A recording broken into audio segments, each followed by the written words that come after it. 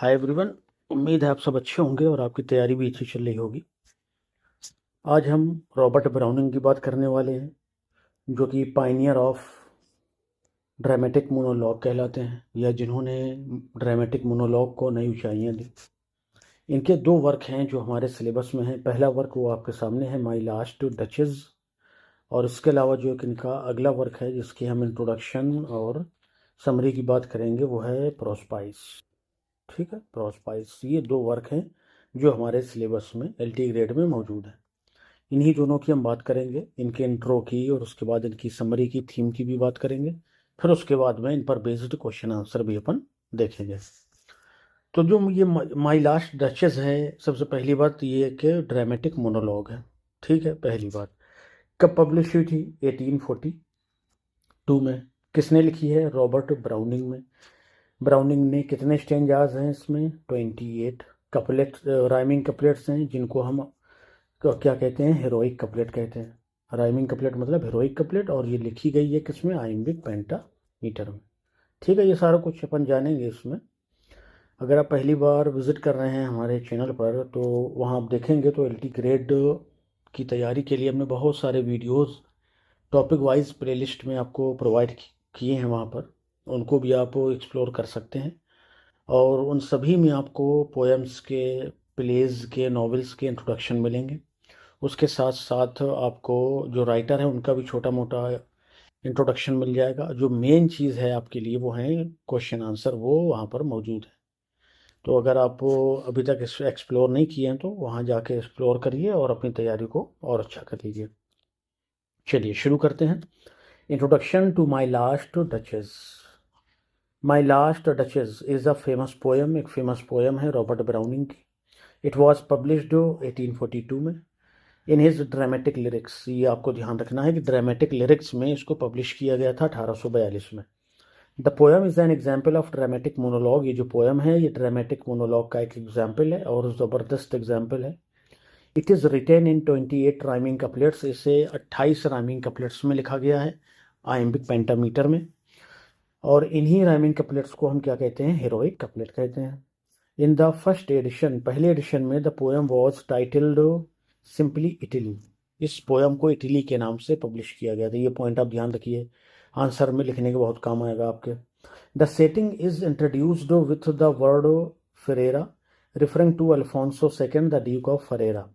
The setting is introduced, जो इसकी setting है पोएम की, वो इंट्रोड्यूस की जाती है विद द वर्ड, एक शब्द से जो है फ्रेरा। ठीक है, रिफरिंग, ये किसको रिफर करता है? अल्फोंसो सेकेंड को, जो कि ड्यूक ऑफ फरेरा है। ठीक है, ये इसका मेन कह सकते हैं कि जो पूरी ड्रामेटिक मोनोलॉग को बोलता है, यही है वो। He had married Lucrezia de Medici when he was 24। जब वो 24 साल का था तो उसने लक्रीजिया डी मेडियल से शादी की। एंड शी वॉज ओनली 13, वो सिर्फ 13 साल की थी। The poem reveals the duke's controlling and jealous nature. ये जो पोएम है वो ड्यूक के कंट्रोलिंग, नियंत्रण रखने वाले, और जीलस, जलन से भरे हुए नेचर को दिखाती है। चलिए अब हम आ जाएंगे समरी में। In Robert Browning's dramatic monologue My last Duchess, the duke of Ferrara shows a portrait of his late duchess to a messenger sent by count. करें कि रॉबर्ट ब्राउनिंग अपने मोनोलॉग माई लास्ट डचेस में duke of Ferrara को दिखाते हैं। Duke of Ferreira वो है जो इस पूरे मोनोलॉग को क्या करता है? बोलता है, वही स्पीकर है इसका। और ये जो ड्यूक ऑफ फरेरा है, शोज, वो दिखाता है पोर्ट्रेट, एक को, तस्वीर को, ऑफ हिज लेट डचेस, अपनी मर चुकी डचेस की, टू अ मैसेंजर, एक संदेशवाहक को, सेंट बाय अकाउंट, जिसे काउंट के द्वारा भेजा गया। शायद वो अपनी बहन का रिश्ता इसके साथ करना चाहता था, इसलिए उस मैसेंजर को भेजा इसने। The painting is life size, मतलब जो पेंटिंग है वो लाइफ साइज, मतलब जितना वो थी देखने में, आपकी डचेस जितनी लंबाई चौड़ाई उसकी, सेम वही साइज है उसका। एंड अपीयर्स वेरी रियल, और बिल्कुल असली नजर आती थी। द ड्यूक प्राउडली मेंशंस, वो ड्यूक प्राउडली, बड़े घमंड के साथ में मेंशन करता है कि इट वॉज मेड बाय फ्रा पेंडाल्फ, इसे फ्रा पेंडाल्फ के द्वारा बनाया गया। ये नाम आपको ध्यान रखना है। ड्यूक ऑफ फरेरा ध्यान रखना है, जो कि स्पीकर है। इसकी बीवी का नाम ध्यान रखना है, और ये पेंटर जो है इसका नाम ध्यान रखना है। अ मॉन्क, ये जो फ्रा पेंडाल्फ है ये एक मॉन्क है, एंड ए स्किल्ड पेंटर, और एक बड़ा स्किल्ड एक्सपर्ट पेंटर भी है। ही आस्क्स द मैसेंजर, वो मैसेंजर से कहता है या पूछता है, कहता है टू सिट, बैठने के लिए, लुक एट द पोर्ट्रेट, और तस्वीर को देखने के लिए, portrait, which shows the duchess, जो उस डचेस को दिखाता है, with a look of cheerful modesty, जिसमें एक चीयरफुल मोडेस्टी नजर आती है, मतलब उदारता नजर आती है, चीयरफुल, कि वो हर किसी को बड़े हंस के मुस्कुरा के हर किसी से बात करती थी। दयालु किस्म का उसका नेचर था, बड़ी काइंड और हम्बल थी। इसी बात से इसको जलन होती थी, किसको, ड्यूक को, कि हर किसी के लिए अवेलेबल रहती है ये, मतलब कोई भी इसको देख ले तुरंत हंस देती है। तो थोड़ा सा मेच्योरिटी की कमी रही होगी, एक तो ये बात, दूसरी बात ये कि थोड़ा सा ये काइंड हार्टेड और हम्बल भी थी इसकी अपेक्षा, ड्यूक की अपेक्षा। The messenger ask, so messenger पूछता है, what made the duchess smile, किस बात ने डचेस को स्माइल करने पर मजबूर किया, ये वो क्यों हंसती थी। Like that in the painting, जैसे कि वो पेंटिंग में हंस रही है। तो द ड्यूक रिप्लाइज कोल्डली, वो ड्यूक जो है बड़ी नीरसता से जवाब देता है, बेमन से जवाब देता है। ही सेज, वो कहता है, the duchess was easily pleased by any one, duchess हर किसी के द्वारा आसानी से खुश हो जाती थी। हु प्रेज्ड हर, जो कोई भी उसकी प्रशंसा कर दे, और गेव हर गिफ्ट्स, या उसे उपहार दे दे, वेदर बिग और स्मॉल, चाहे छोटा उपहार हो या बड़ा उपहार हो। अच्छा, आगे देखेंगे। She even valued a branch of, sorry, हाँ, शी थैंक्ड एवरीवन, वो हर किसी को समान रूप से धन्यवाद कहती थी, मतलब उसकी नज़र में छोटा बड़ा कोई नहीं था, ये वो नहीं कह रहा है, लेकिन उसके जो अंदाज था, उसके मैनर्स का, डचेस का, वो दिखा रहा है। फ्रॉम सर्वेंट्स टू हिम, जैसे वो धन्यवाद सर्वेंट को करती थी वैसे ड्यूक को करती थी। इस बात से बेचारा वो फूक जाता था, कस के जल उठता था एकदम से, द ड्यूक, ठीक है। She even valued a branch of cherries, यहाँ तक कि वो चेरी की अगर उसको कोई ब्रांच भी दे देना तो उसको भी बड़ा महत्व देती थी। As much as she valued a precious ornament, उतनी ही वैल्यू देती थी जितना वो किसी प्रेशियस, अमूल्य ऑर्नामेंट, आभूषण को, या जो है, क्या कह दीजिए इसको, जेवर को देती थी दोनों को बराबर। कह रहा उसको आप चेरी दे दो तो उतनी खुश है, कोई अमूल्य या बहुमूल्य उसको जेवर दे दो, ज्वेलरी दे दो, तभी भी वो उतना ही खुश होती थी। अच्छा, ये जो बात है ना, ऑफेंडेड द ड्यूक, इसने ड्यूक को ऑफेंड किया, चोटिल किया, मतलब उसको चोट पहुंचाई। हु बिलीव्ड, जो मानता था, she would give him special respect, कि वो जो उसकी वाइफ है, कौन है, डचेस, उसे उस क्या देना चाहिए, उसको एक स्पेशल रिस्पेक्ट देना चाहिए, विशेष सम्मान देना चाहिए। Because of his noble status, क्योंकि उसका जो स्टेटस है बहुत नोबल है। एंड एंशियंट नेम, और उसके ख़ानदान का जो नाम है बड़ा प्राचीन है, यानी बड़े प्राचीन समय से उसके ख़ानदान में ड्यूक रहे हैं, उनका ये पूरा क्षेत्राधिकार रहा है, इसलिए वो चाहता था कि उसकी बीवी उसे विशेष क्या दे, सम्मान दे। द ड्यूक रिवील्स, ये ड्यूक रिवील करता है दैट कि he never corrected her directly, उसने उससे कभी डायरेक्टली करेक्ट नहीं किया। Because he did not want to argue, क्योंकि वो तर्क वितर्क करना नहीं चाहता था। इंस्टेड, इसके बजाय, ही गेव सीक्रेट कमांड्स, उसने इशारों इशारों में उसने आज्ञाएं दी, ऑर्डर दिए। एंड एज अ रिजल्ट, और परिणाम स्वरूप, अच्छा, ये उस ऑर्डर की, ये उस कमांड की बात हो रही है जहाँ जो दूसरों से छिपी थी, मतलब इसने अपने नौकरों को, अपने इशारे पर काम करने वालों को कमांड दिया। And she stopped smiling for ever, और उसकी मुस्कुराहट हमेशा के लिए बंद हो गई, मतलब उसको मरवा दिया, ये मतलब है कहने का। मतलब कह रहा है कि मैंने उसको डायरेक्टली कभी मना नहीं किया उसको करेक्ट करने के लिए, क्यों, क्योंकि उसको इसमें अपनी बेइज्जती समझ में आती थी। ऐसे भी जाहिल लोग हुए हैं, अनपढ़ किस्म के, कि वो बता नहीं रहे हैं कि उनको कि कौन सी बात शुभ रही है, कौन सी बात चोट पहुंचा रही है, बस जाके अपने लोगों को पैसा दिया कि इसको हटाओ, निपटाओ, रास्ते से हटाओ। इम्प्लाइंग, ये बात इम्प्लाई करती है दैट कि ही हैड किल्ड हर, कि इसी ने इसको मारा है। His calm and proud tone, उसकी शांत और प्राउड घमंड से भरी हुई जो टोन थी ना बात करने की, शोज, वो दिखाती है हिज कोल्ड नेचर, उसके नीरस वे प्रकृति को। एंड एरोगेंस, और उसके घमंड को, उसकी जिद को। आफ्टर दिस स्टोरी, इस कहानी के बाद, the duke returns to the marriage proposal, अब वो मैरिज प्रपोजल पर लौट करके आता है कि ठीक है, बताओ क्या है। He agrees to marry the count's daughter, वो काउंट की बेटी से शादी करने को तैयार हो जाता है।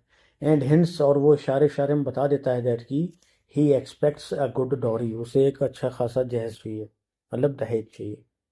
फाइनली, और अंततः ही शोज द मैसेंजर, वो मैसेंजर को दिखाता है bronze statue of Neptune, Neptune के एक ब्रॉन्ज स्टैचू को। टेमिंग अ सी हॉर्स, टेमिंग जो कि पालतू बनाए हुए है ए सी हॉर्स, एक समुद्री घोड़े, made by Claus of Innsbruck, जिसे इंसब्रुक के क्लॉस ने बनाया है।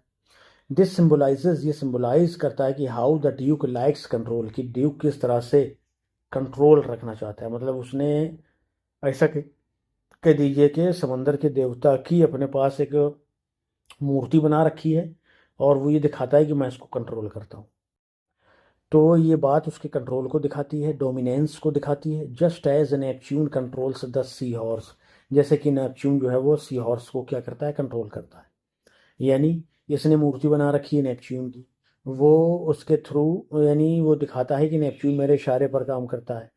या ऐसा कह दीजिए कि उसने नेपच्यून की मूर्ति इसलिए बनाई है ताकि वो लोगों को दिखा सके, जैसा कि नेपच्यून के कंट्रोल में वो सी हॉर्स रहता है, वैसे ही मेरे इस महल में, मेरी इस कोठी में, मेरे इस किले में जो भी रहेगा वो मेरे कंट्रोल में ही रहेगा, ये मतलब है। ही कंट्रोल्ड हिज वाइफ, तो जैसा नेपच्यून कंट्रोल करता है द सी हॉर्स को, वो अपनी वाइफ को कंट्रोल में रखेगा। ठीक है। 10, अच्छा रुकिएगा। द पोएम, ये जो कविता है, इज अ क्रिटिक, एक क्रिटिक है प्राइड के ऊपर, पावर पर, जीलसी पर, एंड कंट्रोल और नियंत्रण पर, in the dramatic and artistic way, बड़े ही ड्रामेटिक और कलाकारी भरे अंदाज में वो क्रिटिसाइज करते हैं घमंड को भी, और शक्ति को भी जो दिखाई जाए, जीलसी जलन को भी, और साथ में कंट्रोलिंग को भी नहीं पसंद करते। क्यों? क्योंकि मनुष्य आज़ाद, आज़ाद जन्म लेने के साथ साथ उसकी भी कुछ इच्छाएं हैं, उसकी भी कुछ आकांक्षाएं हैं। मतलब करें कि हर चीज़ की एक सीमा होनी चाहिए, उसके बाहर कुछ नहीं होना चाहिए। जैसा ये चाहता था कि जब ये ड्यूक कहे तब इसकी डचेस हंसे, जब ये ड्यूक कहे तब वो किसी को धन्यवाद कहे, जब ये ड्यूक कहे तब वो जो है सुंदर दिखे, यानी मेकअप करे और अच्छे अच्छे कपड़े पहने, जब ये ड्यूक कहे तभी वो किसी से उपहार ले, पर ऐसा नहीं होता है ना। हर किसी का कुछ ना कुछ मर्जी है ना अपनी। आगे नेक्स्ट पोएम है प्रोस्पाइस, कब आई थी? 1861 में। Prospice is a poem by Robert Browning, ये जो प्रोस्पाइस है ये रॉबर्ट ब्राउनिंग की एक पोएम है। एक मिनट रुकिएगा ज़रा, क्वेश्चंस देख लीजिए यहाँ पहले। थीम हो गई इसकी, की पॉइंट्स हो गए इसके, ये लॉन्ग आंसर है। माई लास्ट डचेस का पहला आंसर है, और फिर माई लास्ट डचेस का दूसरा भी आंसर। तो अपन ये करते हैं कि अपन ने माई लास्ट डचेस की समरी देख ली, इंट्रो देख लिया, तो पहले इसके क्वेश्चन डिस्कस कर लेते हैं। अगले सेशन में हम क्या करेंगे कि जो पोएम है अगली प्रोस्पाइस, उसकी इंट्रो को, समरी को, थीम को डिस्कस कर लेंगे, उसके की पॉइंट्स को डिस्कस कर लेंगे, और उसके बाद उसके क्वेश्चन डिस्कस कर लेंगे। ठीक है, ये थोड़ा सा अच्छा रहेगा। चलिए, क्वेश्चन नंबर पहला, how does Browning use dramatic monologue to reveal the duke's monologue? अच्छा, तो ड्यूक के मोनोलॉग को किस तरह से ब्राउनिंग ने क्या किया है भाई, रिवील किया है इन लास्ट डचेस मोनोलॉग। हाँ, यहाँ पर देखिए एक चीज़ क्या गड़बड़ हुई है, इसको आप सही कर लीजिएगा कि ये जो मोनोलॉग है ना, ये आना चाहिए था यहाँ पे। ठीक है, और ये जो कैरेक्टर है ये आना चाहिए था यहाँ पे, इतना आप चेंजमेंट कर लेंगे। ठीक है, क्वेश्चन क्या बनेगा फिर? How does Browning use dramatic monologue to reveal the duke's character in My last Duchess? ठीक है भाई, तो इतना थोड़ा सा ध्यान रखेंगे अपन। पीडीएफ आपको पहुंची गई है टेलीग्राम में। अगर आपने टेलीग्राम चैनल नहीं ज्वाइन किया तो डिस्क्रिप्शन में अपन लिंक दे देंगे, आप उसको ज्वाइन कर लीजिएगा। तो हमें बताना है कि किस तरह से रॉबर्ट ब्राउनिंग ने अपने ड्रामेटिक मोनोलॉग में, जो कि लास्ट डचेस है, या ऐसा कहिए कि ड्रामेटिक मोनोलॉग का यूज करके रॉबर्ट ब्राउनिंग ने ड्यूक के कैरेक्टर को किस तरह से माई लास्ट डचेस में दिखाया। ठीक है, चलिए आंसर देखें।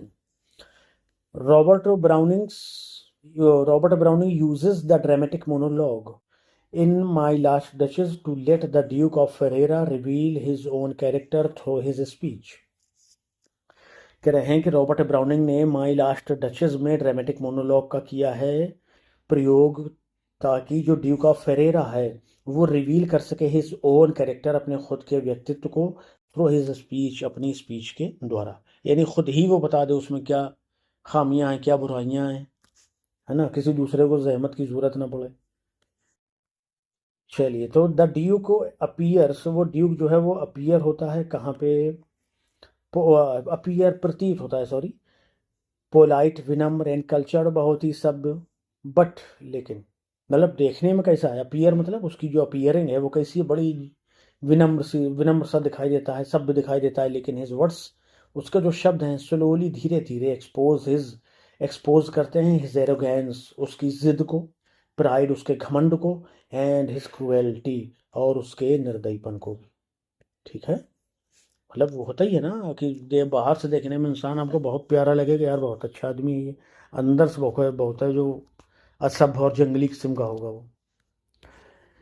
एट द बिगिनिंग, शुरुआत में, the Duke introduces the portrait, वो पोर्ट्रेट को इंट्रोड्यूस करता है और कहता है that's my last duchess painted on the wall, ये मेरी लास्ट डचेस है जो पेंट की गई है दीवार पर। Looking as if she were alive, ऐसे दिखाई देती जैसे कि जिंदा हो।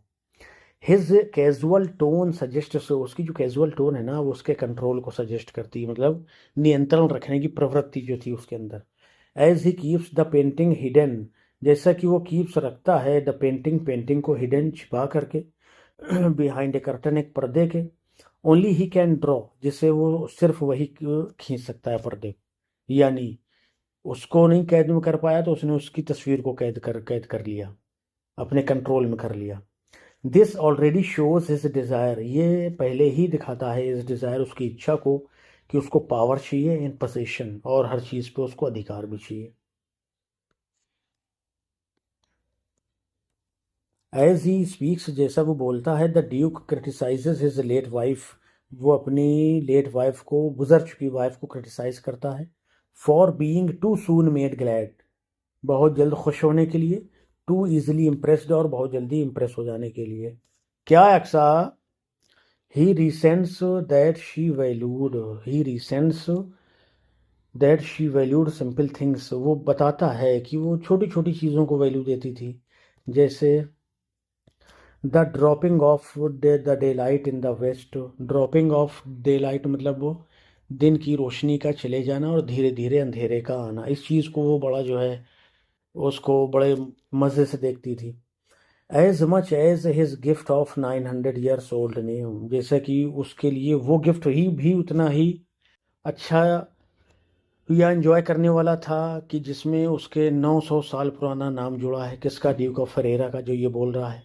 यानी कह रहा है कि उसके लिए छोटी चीज़ की भी उतनी वैल्यू थी, बड़ी से बड़ी चीज़ की भी वही वैल्यू थी। दिस रिवील्स, ये रिवील करता है हिज नार्सिसिज्म, कि he expects complete devotion and can not tolerate her natural kindness, ये अच्छा है। करें कि वो जो है एक्सपेक्ट करता है, आशा करता है कंप्लीट डिवोशन, उसके प्रति पूरी श्रद्धा रखी जाए। कैन नॉट टॉलरेट, और वो सहन नहीं करेगा हर नेचुरल काइंडनेस, उसकी इस काइंडनेस को, विनम्रता को। काइंडनेस के साथ में नेचुरल का यूज़ सुपरफ्लुअस है। क्यों? क्योंकि आप पोया में ध्यान करिए मर्सी की, शेक्सपियर की, जिसमें वो कहता है कि द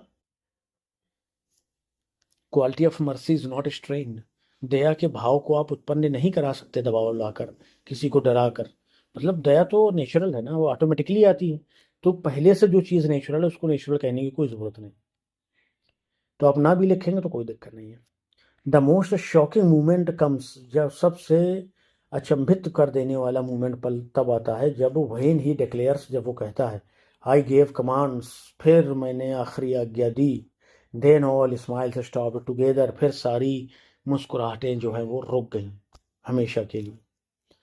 दीज चिलिंग वर्ड्स, ये जो चिलिंग वर्ड्स थे, मतलब इसका मतलब समझ रहे हैं कि उसने कमांड दी अपने लोगों को और उन्होंने उसे डचेस को मार के खामोश कर दिया, उसकी मुस्कुराहट, उसकी हंसी को छीन लिया। दीज चिलिंग वर्ड्स, ये जो डरावने शब्द है ना, सजेस्ट करते हैं दैट की ही ऑर्डर्ड हर डेथ, उसने उसकी मौत का फरमान जारी किया। Yet he mention it casually, फिर भी वो बड़े आसानी से उसको मेंशन कर रहा है जैसे कुछ हुआ ही नहीं है। शोइंग हिज कोल्डनेस, अपनी निर्दयता को दिखाने के लिए, एंड लैक ऑफ रिमोर्स, और पश्चाताप की कमी को दिखाने के लिए। मतलब कोई पश्चाताप नहीं है उसे कि मैंने मरवाया, ठीक है, और बड़े घमंड के साथ बोल रहा है। फाइनली, और अंततः, ही शिफ्ट सो स्मूथली, वो बड़े धीरे से शिफ्ट करता है टू बिजनेस, अपने व्यापार की तरफ। Discussing dowry and pointing out his bronze statue of Neptune. Discussing dowry को, दहेज को फिर डिस्कस करता है। Pointing out his bronze statue, और उसके ब्रॉन्ज स्टैचू को दिखाता है उसको, नेपच्यून के। टेमिंग सी हॉर्स, जो कि एक सी हॉर्स को पालतू मतलब वश में किए हुए। सिम्बलाइजिंग, जो दिखाता है his desire to dominate and control, और ये बात दिखाती है कि वो लोगों पर डोमिनेट करना चाहता है, उनको नियंत्रण में रखना चाहता है। यानी जैसे नेपच्यून जो है वो सी हॉर्स को कंट्रोल रखता है, वैसे ही वो हर किसी को, स्पेशली अपनी वाइफ को, कंट्रोल में रखना चाहता है। Through the unreliable duke's own voice, duke की खुद की अनरिलायबल, अविश्वसनीय आवाज़ के द्वारा ब्राउनिंग क्या कहते हैं, मास्टरफुली एक्सपोजेज, बड़ी ही एक्सपर्टाइज के साथ एक्सपोज करते हैं हिस्टायरिनी, उसकी निर्दयता को, इनसिक्योरिटी, असुरक्षा को, एंड ऑब्सेशन विद पावर, और शक्ति की उसकी लत को। द ड्रामेटिक मोनोलॉग, ये जो ड्रामेटिक मोनोलॉग है, मेक्स द रीडर, ये रीडर को बना देता है जज।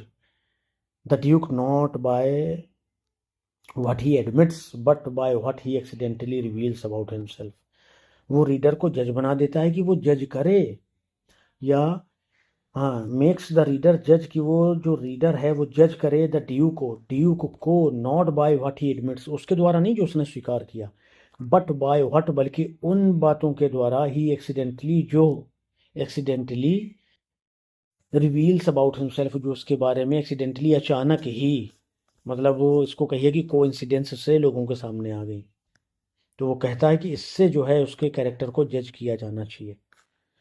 वाकई में बहुत घमंडी और बहुत ही ज़िद्दी, बहुत ही नियंत्रण रखने वाला, डोमिनेशन चाहने वाला व्यक्ति दिखाया गया है Duke of Ferreira. Question number next है 2, and it says, how does the poem explore the theme of art versus reality through the painting of duchess. करें कि ये जो पोएम है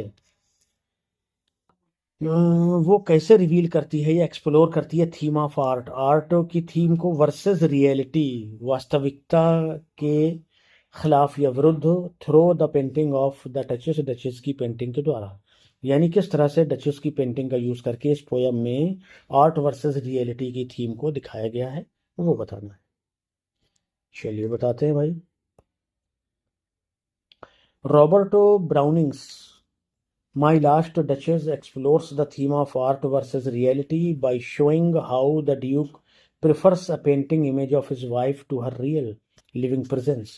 करेंगे रॉबर्ट ब्राउनिंग के जो ये वर्क है माई लास्ट डचेस, इसमें एक्सप्लोर किया गया है, क्या एक्सप्लोर किया गया है, द थीम, एक थीम को, आर्ट वर्सेस रियलिटी को, बाई शोइंग, दिखा करके, हाउ, कि किस प्रकार से, द ड्यूक, जो ड्यूक है, प्रेफर करता है पेंटेड इमेज, एक पेंटेड इमेज को, ऑफ हिज वाइफ, अपनी वाइफ की, to her living real presence, यानी वास्तविक उपस्थिति के बजाय वो उसकी तस्वीर को रखना ज़्यादा पसंद करता है, क्योंकि वो जब तक वो जीवित थी तो उसके कंट्रोल में थी नहीं, उसकी इज्जत के सामने वो झुकती नहीं थी, वो अपने विनम्र व्यवहार को दिखाया करती थी, उससे ये जलता भी था, और क्योंकि इसकी चलती नहीं थी तो ये उसको बस मरवा ही देता है लास्ट में। एट द स्टार्ट, बिगिनिंग में, ही प्राउडली डिक्लेयर्स, बड़े ही घमंड के साथ डिक्लेयर करता है क्या, that's my last duchess painted on the wall, कि ये देखो मेरी पत्नी है जो कि दीवार में पोती गई है, जिसकी पेंटिंग की गई है, looking as if she were alive, दिखाई दे रही है जैसे कि जिंदा हो। The phrase as if alive, ये जो फ्रेज है एज इफ अलाइव, हाईलाइट करता है द कंट्रास्ट, उस कंट्रास्ट को बिटवीन, जो है बीच में, लाइफलेस पेंटिंग के, and the duchess farmer vitality, और उस डचेस की जीवंत, तो क्या कहिएगा इसको, वाइटेलिटी मतलब होता है जीवंतता, मतलब कोई व्यक्ति जब जीवित है उस वो कंडीशन उसकी, तो ये इसको हाईलाइट करती है।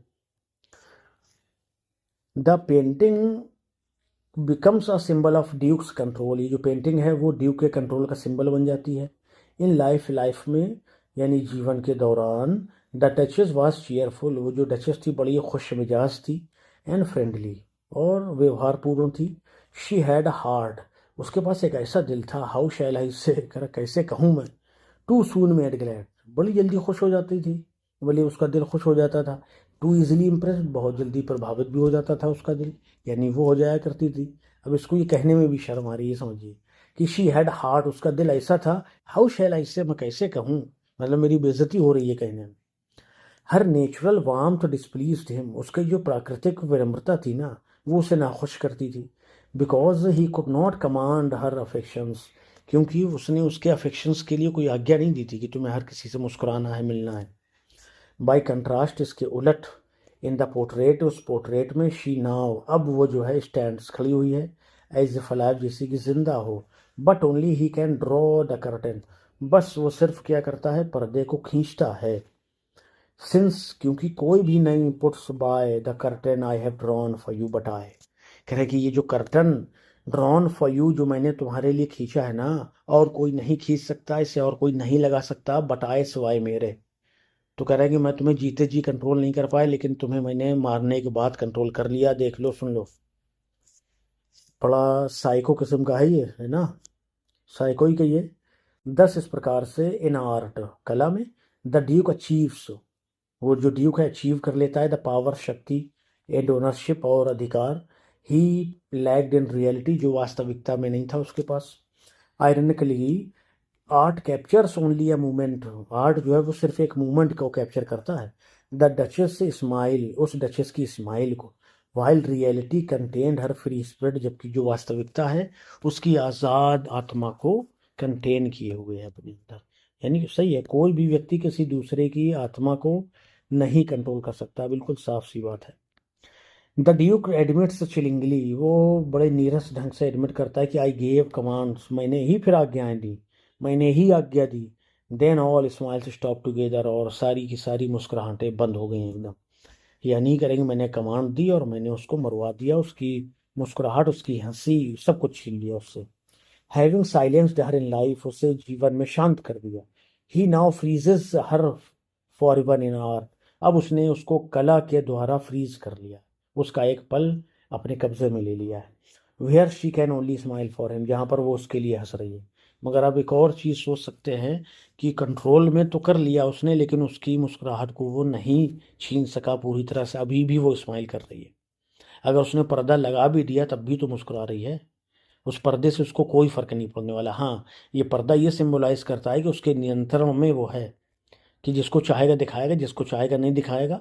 जो जीते जी करना चाहता था और वो ये बात मानती नहीं थी, जैसा कि इसने बताया, ठीक है ना। तो उसकी स्माइल तो नहीं छीन सका ये, कोई नहीं छीन सकता भाई किसी की smile. The closing image of Neptune, और जो नेपच्यून की क्लोजिंग इमेज है ना, टेमिंग अ सी हॉर्स, जो कि सी हॉर्स को टेम कर रहा है, पालतू कर रहा है। रेनफोर्स हिज दिस थीम, इस थीम को रेनफोर्स करती है।